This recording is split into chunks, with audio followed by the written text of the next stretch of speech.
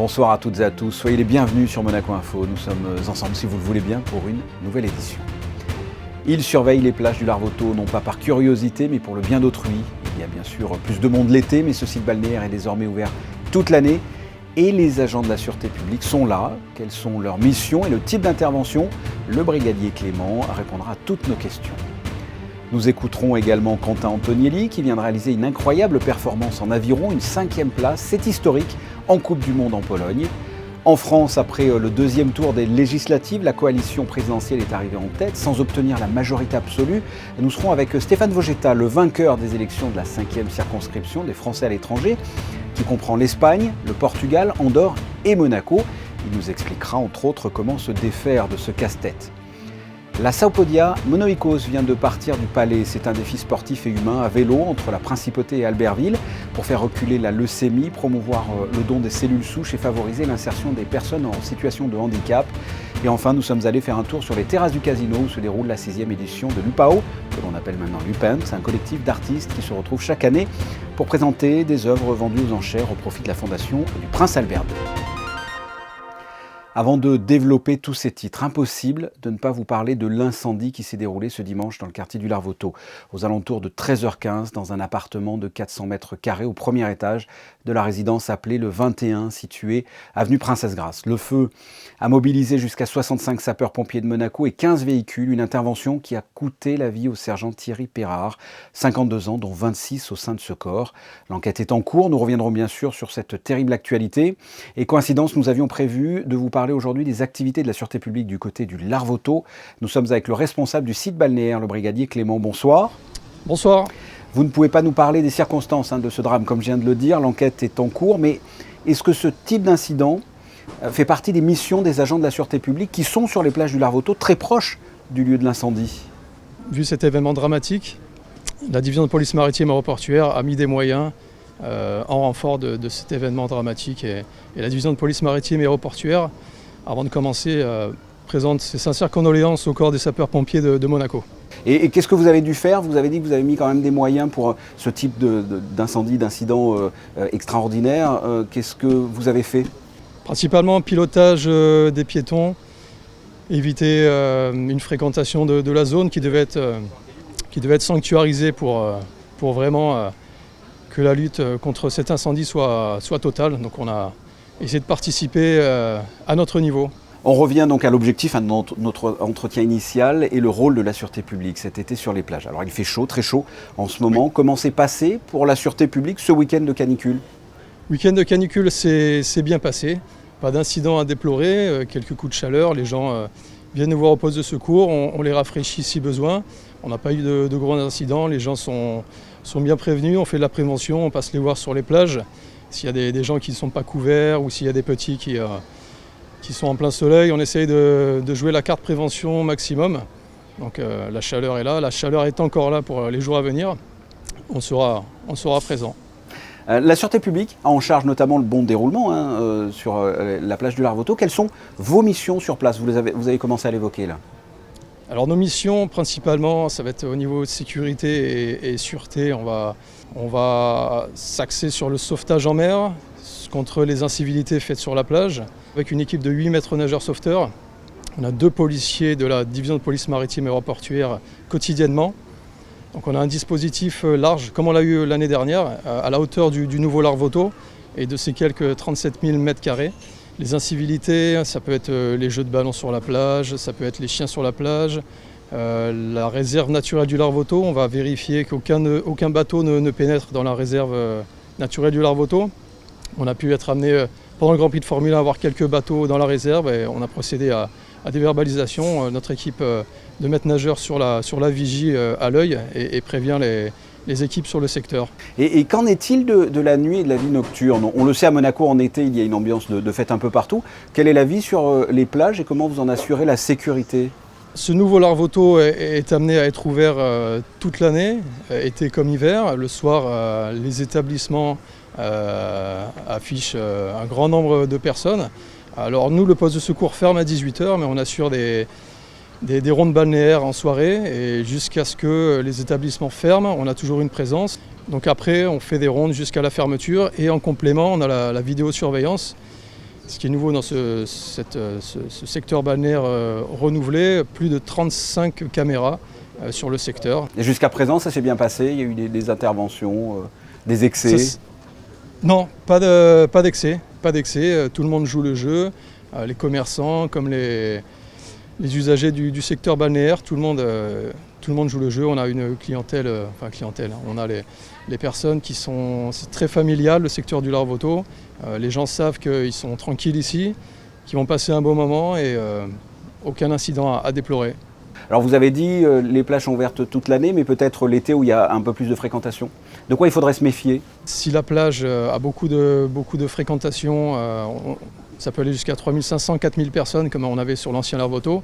C'est vraiment éviter les incidents entre usagers. Et avec la chaleur, certains esprits peuvent s'échauffer assez vite, donc on essaie de faire redescendre tout de suite les incidents qui pourraient y avoir lieu par notre présence. Très bien, mais écoutez, on vous souhaite un très bon été de surveillance à vous et à vos équipes. Merci d'avoir répondu à mes questions. Merci à vous. Passons au point info et on débute par une table ronde pour la philanthropie innovante qui s'est tenue ce lundi au Yacht Club de Monaco. Bonsoir Vanessa. Bonsoir Fabien, bonsoir à tous. Le prix du Prince pour la philanthropie innovante est une initiative mondiale née d'un partenariat entre la Fondation Prince Albert II et la Fondation Tocqueville à Paris. Le but étant de réunir des personnalités et des experts en lien avec un projet d'innovation sociétale durable. Daniel Kleinman obtient cette année ce prix. Il s'agit d'un éminent chercheur scientifique au laboratoire Haskins aux États-Unis. Il est notamment membre du comité directeur de l'écosystème mondial et il a été reconnu comme l'un des ambassadeurs du développement durable à Miami. Une très belle performance en aviron ce week-end. Oui, retrouvons Quentin Antonielli qui participait ce week-end au championnat du monde d'aviron. Quentin Antonielli, bonjour. Vous terminez 5e en finale de la Coupe du Monde en Pologne avec un tel résultat finalement historique. J'imagine que vous êtes encore sur le coup de l'émotion. Oui, évidemment, on est content de finir 5e. Donc voilà, c'est bien. Je trouve pas vraiment les mots parce que on s'y attendait pas forcément et au final on est tous un peu surpris du résultat. Vous étiez beaucoup préparé finalement et c'est vrai comme vous le dites, on s'attend pas à un tel résultat. On s'attend jamais à un tel résultat en fait. C'est ça, en fait on s'entraîne dans l'espoir de le faire, ce résultat. On se laisse un peu porter dans la course pour aller chercher le meilleur résultat possible et évidemment quand on est sur une dynamique comme ça, on va chercher plus loin, on va chercher dans plus de ressources et on met à profit tout ce qu'on a travaillé à l'entraînement pendant tout l'hiver. Donc, c'est assez sympa. Quel est finalement le programme pour les prochaines semaines et quelle est la suite pour vous? Donc, pour les prochaines semaines, on a encore un gros bloc d'entraînement à venir et on va enchaîner ensuite sur les championnats d'Europe qui se dérouleront à Munich, en Allemagne. Et ce sera le 14 août, il me semble que ça finit. Et les championnats du monde qui seront fin septembre après pour clôturer la saison. Et pour la suite, après, c'est avec le comité olympique de Monaco et toujours viser cette qualification olympique pour Paris et faire le meilleur résultat possible pour Monaco aux Jeux Olympiques. Eh bien, écoutez, Monaco Info vous suivra de près. Merci Quentin Antonielli et on vous dit à très vite. Merci. Merci. Une belle émotion avec Quentin et ce week-end ne s'est pas arrêté là. Les gymnastes de l'Étoile de Monaco ont aussi brillé au championnat de France à Liévin. Oui, très très belle performance également. Kevin Crovetto ramène 3 médailles. 3e au concours général, 3e au bar parallèle et 2e à la barre fixe. Lilian Piotte, quant à lui, devient ce week-end champion de France aux arçons. Merci Vanessa, on vous retrouve un peu plus tard pour la météo. Parlons politique française à présent. Dimanche, les Français résidant à Monaco ont voté pour le 2e tour des élections législatives. Et nous sommes avec le vainqueur, Stéphane Vogetta. Bonsoir. Bonsoir, comment allez-vous ? Très bien, très bien. Vous avez été réélu député à l'Assemblée nationale, représentant donc les Français à l'étranger dans la 5e circonscription, dont Monaco fait partie. Votre réaction vis-à-vis de cette victoire, peut-être en demi-teinte, puisque La République En Marche, enfin Ensemble, a perdu la majorité absolue. Quelle est, votre réaction concernant votre victoire ? Effectivement, c'est assez mitigé, puisque à titre personnel et individuel, je suis effectivement très satisfait de cette victoire, qui est en fait une double victoire, puisqu'il y a eu d'abord la victoire morale du premier tour qui m'a vu me qualifier aux dépens du candidat officiel de ma famille politique. Et donc, c'est un premier tour qui avait permis aux électeurs notamment de la principauté de Monaco, mais de l'ensemble de la circonscription, de valider le type de modèle de député qu'il voulait envoyer à Paris. Et puis là, au second tour, il y a une leçon plus politique à en tirer, et en particulier un score plutôt large à mon avantage, qui confirme que les électeurs de la circonscription, cette fois, ont émis leur souhait clair d'envoyer à Paris un député qui puisse travailler au sein de la majorité présidentielle et non pas tenter de faire nommer de force M. Mélenchon à Matignon. Donc ça, c'est pour la satisfaction au titre personnel et individuel. Maintenant, à l'évidence, les résultats au niveau national ne sont pas aussi flamboyants. Et malheureusement, il semble que les espoirs de former une majorité présidentielle absolue ne seront pas comblés. Il faudra donc composer au-delà de notre famille politique de base, au-delà de la majorité présidentielle telle qu'elle s'est définie elle-même. Mais ça sera un défi passionnant. Ça va être un casse-tête, non ? Peut-être. Je pense que dans la pratique, on va voir comment ça se passait. C'est vrai que sur le quinquennat précédent, on a pu voir à quel point les quelques poignées de députés de la France Insoumise et du Rassemblement national avaient la capacité de bloquer les débats sur certains sujets. Cette fois-ci, ils auront l'avantage d'être beaucoup plus nombreux et proportionnellement beaucoup plus significatifs et représentatifs au sein de l'hémicycle. Et donc, ils auront eux-mêmes la chance de pouvoir porter certains projets et contribuer au débat d'une manière active. Peut-être que cela les incitera à une participation au débat un peu plus raisonnable et un peu plus constructif que ce qu'on a pu voir par le passé. Vous avez été donc élu avec 58% des voix. Vous pouvez nous rappeler le score que vous avez fait uniquement à Monaco ? Je crois qu'il est bien meilleur que ça. Il me semble qu'à Monaco, j'ai fait un score de 71%. Oui, ça a été, en ce qui vous concerne, en ce qui concerne cette circonscription, assez rocambolesque, puisque vous l'avez évoqué, premier tour, vous n'avez pas l'investiture, c'est Manuel Valls qui l'a, il se prend un revers, au deuxième tour, on vous redonne cette investiture. Comment vous interprétez ces jeux politiques ? Écoutez, moi j'interprète une décision qui était une erreur manifeste, et je pense que les faits l'ont démontré, une erreur qui a surpris beaucoup d'électeurs et moi-même quand elle a été confirmée officiellement, puisque malgré les rumeurs, on a longtemps pensé que ce n'était justement que des rumeurs et que la réalité allait être différente et que j'allais être le candidat naturel. À partir de ce moment-là, on est rentré dans une certaine phase de théâtre. À partir du moment où j'ai décidé de maintenir ma candidature, il y avait un candidat officiel et un candidat dissident, mais qui était considéré comme beaucoup par plus légitime que le candidat officiel. Donc, on a dû passer par des figures imposées, on va dire, de ce théâtre politique. Après, vous savez, il faut être capable de pardonner les erreurs que peut faire votre famille politique, surtout si vous avez été capable de les corriger. Et quelles sont vos priorités de député donc pour les Français à l'étranger dans cette circonscription, c'est-à-dire avec Monaco ? Je le rappelle, il y a l'Espagne, le Portugal et Andorre et Monaco. Quelles seront vos priorités concernant Monaco, par exemple ? Concernant Monaco, qui, il est vrai, est un peu à part dans la circonscription, au sens propre et au figuré, de ses caractéristiques géographiques et aussi les problématiques des Français de Monaco. Il y a un sujet en particulier que j'ai envie de pousser le plus rapidement possible, et il était à mon programme et au programme du président de la République pour les Français de l'étranger, c'était la création d'un statut de résidence de repli pour les résidences que possèdent les Français de l'étranger dans l'Hexagone, en France, et qui leur permet de bénéficier des mêmes exemptions fiscales que les résidences principales des Français de France. Mais au-delà de ça, pour moi, il y a l'amélioration, la recherche d'une amélioration de l'efficacité et de l'accès aux démarches administratives consulaires. Et là, cela concerne également les Français de Monaco, même si pour les Français de Monaco, on parle plus du maintien d'une infrastructure physique et humaine sur place, alors que pour les Français du reste de la circonscription, on parle plus du rôle que pourrait jouer la technologie et la dématérialisation dans l'accessibilité de ces services pour tous nos concitoyens. Stéphane Vogetta, je le rappelle, vous avez été élu député à l'Assemblée nationale, représentant donc les Français de l'étranger à Monaco. Bon courage, parce qu'il va y avoir du travail. Ça risque d'être, comme on l'a dit, peut-être un peu compliqué. Merci d'avoir répondu à mes questions. Merci à vous.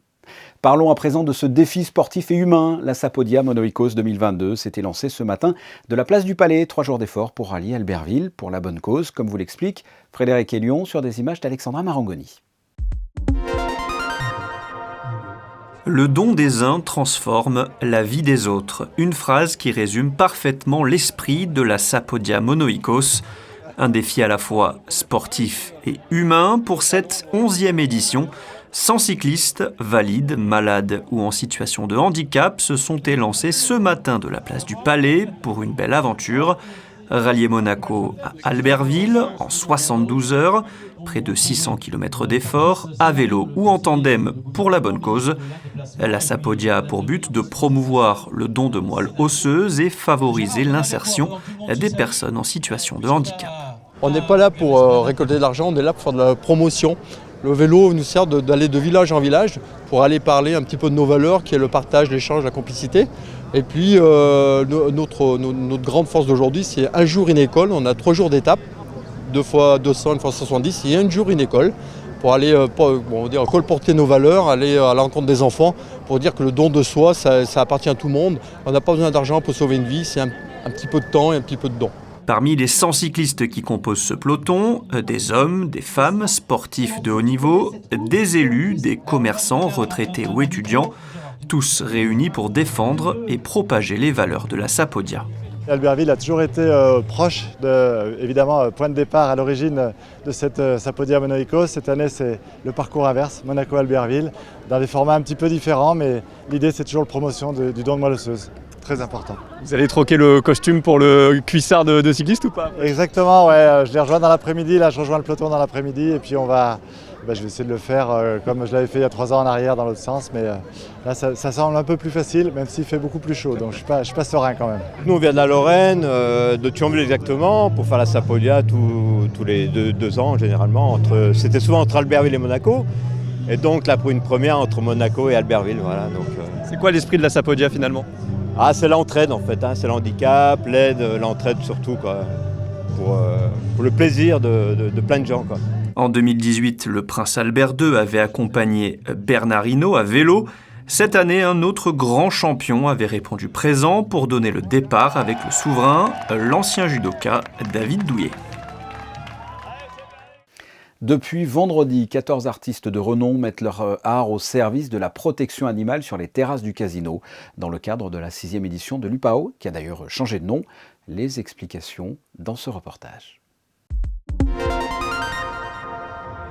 L'Urban Painting Around the World a fait son retour en principauté, mais a changé de nom et s'appelle désormais Lupant. Le concept est identique, des artistes de renommée internationale sont présents et créent chacun une œuvre en live devant le public. À la fin de l'événement, ce lundi soir, les œuvres réalisées sont vendues aux enchères sur place, mais aussi via la plateforme Invaluable.com. L'année dernière, l'événement organisé par Alberto Colman avait permis de récolter 45 000 €. Ça fait 6 ans, nous cherchons d'aider à financer des projets de la Fondation Prince Albert II de Monaco pour l'environnement.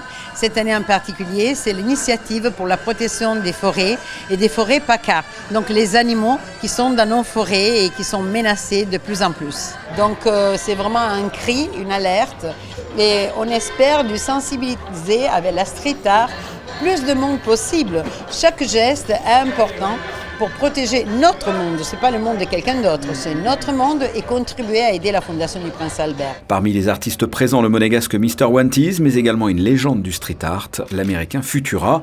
En 5 décennies, cet artiste est passé de l'art de la rue aux scènes internationales. En tout, 14 graffeurs ont bravé la chaleur dans la bonne humeur. Premièrement, c'est un honneur d'être ici, c'est un plaisir de se retrouver à Monaco dans un cadre aussi agréable pour peindre avec les copains, avec des gens dont j'admire le travail, des gens avec qui je m'entends très bien. Le projet est incroyable, beaucoup d'artistes, beaucoup de peuples, c'est incroyable. Ouais, c'est l'atmosphère, c'est l'énergie. Nous arrivons ici, la mer, somewhere across the sea, Bob somewhere waiting for me, but I don't know the other word. Oui, c'est comme ça. Je vous avais prévenu, ces artistes ont travaillé dans la bonne humeur, tout comme les artistes en devenir qui étaient présents pour la seconde édition du Street Art Challenge Junior, qui se tient en parallèle à Lupant. Cette année, 3 équipes venant du lycée Albert Ier et du collège Charles III ont réalisé 3 toiles en direct, qui elles aussi sont mises en vente. Passons au point météo. Le temps sera-t-il toujours si estival en principauté, Vanessa ? Eh bien oui Fabien, même si le ciel sera partagé entre nuages et apparition du soleil, les températures resteront très élevées, elles oscilleront de 21 à 29 degrés. Le soleil se lèvera à 5h46 et se couchera à 21h17 et nous fêterons les Rodolphes. Ce journal est terminé. Vous avez vu des vidéos dans ce journal de l'événement artistique UPaint. Eh bien, on y retourne, mais avec les photos du jour prises par Michael Elési. On se retrouve demain dès 19h pour une prochaine édition. La suite de vos programmes sur Monaco Info, à commencer par 19h30 et les expertes qui vous diront tout sur le festival de télévision qui se déroule en ce moment même. Il y sera question entre autres d'Adriana Carambeu, la prochaine saison de Pékin Express et les Feux de l'amour. Je vous souhaite de passer une excellente fin de soirée. À très bientôt. Au revoir.